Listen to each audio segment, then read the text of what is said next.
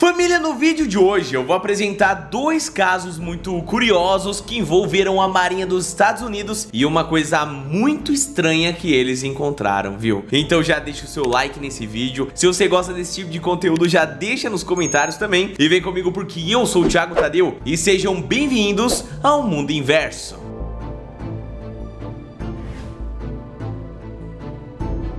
No ano de 1978, uma grande criatura marinha que seria ali supostamente pertencente à espécie de lulas, mais precisamente das lulas gigantes, já que a criatura tinha os seus supostos 45 metros de puro comprimento, isso quando ela atacou o USS Sten e danificou o revestimento de proteção do sonar que ficava preso na parte inferior do casco do navio. Essa história parece ter vindo diretamente de um filme de aventura oceânica, né? Mas, meus queridos, estamos falando aqui de um evento que foi posteriormente confirmado oficialmente pela Marinha dos Estados Unidos, ao incluir o incidente junto ao relatório do Departamento de Criaturas Marinhas e Danos em Equipamentos. Ou seja, não é balela, né?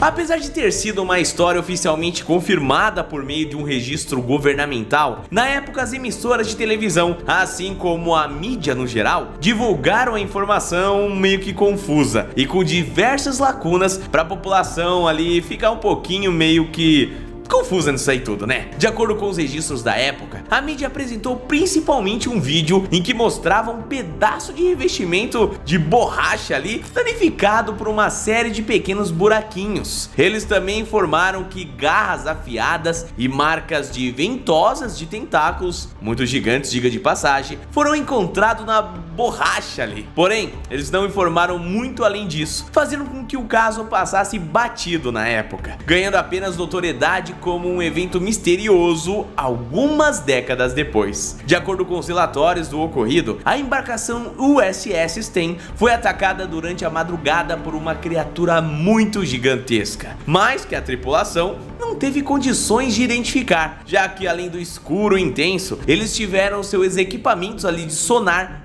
danificado pela criatura ou pelo ser, né? Desse modo, meus queridos, para tentar ali supostamente entender o que havia ocorrido, o navio passou por uma perícia que analisou os danos e as marcas deixadas ali pelo ser marinho, a qual eles concluíram ser uma espécie de lula, mas que de acordo com os danos deixados na embarcação, teria que ter por volta de 45 metros de comprimento. Mas olha só, esses dados ficaram marcados como inconclusivos, uma vez que não tiveram mais perícias para confirmar se eles estavam realmente corretos. Desse modo, meus queridos, a sua menção no relatório não foi dada com uma clareza, nem mesmo com certeza. Logo, podemos estar falando aqui de um mal entendido também no final das contas, né?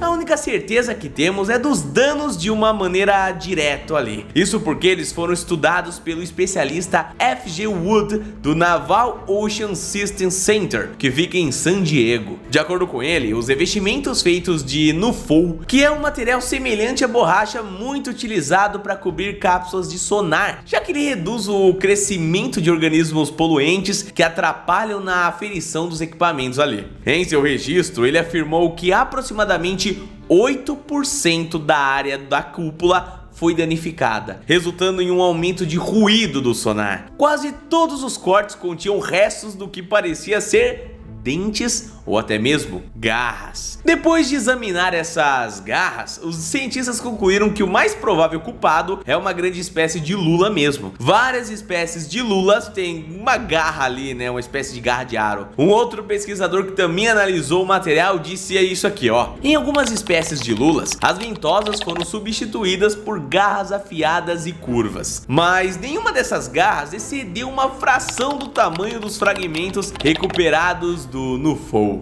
Se a lula foi de fato responsável por esse dano, então deve ser extremamente grande e pertence a uma espécie até então desconhecida pela ciência. Agora, indo para o outro caso misterioso que ocorreu também no oceano, temos uma colisão que ocorreu entre um submarino nuclear dos Estados Unidos com um OSNI durante uma viagem pelo Mar da China. Caso você não saiba, OSNI é a sigla utilizada para se referir aos objetos submarinos não identificados. Quando estamos falando de OVNIs que foram avistados emergindo e submergindo na água, seja de lagos ou oceanos, a gente pode também utilizar, né, essa nomenclatura. Bom, no canal eu já cobri algumas histórias de aparições e avistamentos muito misteriosos que aconteceram em lagos, né, justamente de OSNIs. O que é mais estranho nesse caso de OSNI é que ao longo da história diversas frotas de navios e aviões de diversas nações do mundo foram enviadas em missões para afundar embarcações ou submarinos misteriosos que aparentemente não pertenciam a qualquer nação humana conhecida. Eles geralmente são chamados de Ghost Ship, que seriam ali embarcações fantasmas e acabam sendo avistadas por radares, aviões, navios e tripulações que tentam entrar em contato, mas não recebem resposta alguma, muitas vezes entrando em confronto direto. Existem até teorias de que pode existir civilizações inteligentes de seres alienígenas ou até mesmo terrestres que possuem tecnologia avançada e vivem nos nossos oceanos. Se você tiver interesse, podemos fazer um vídeo só focado nessa teoria, tá? Mas deixa no comentário para eu saber.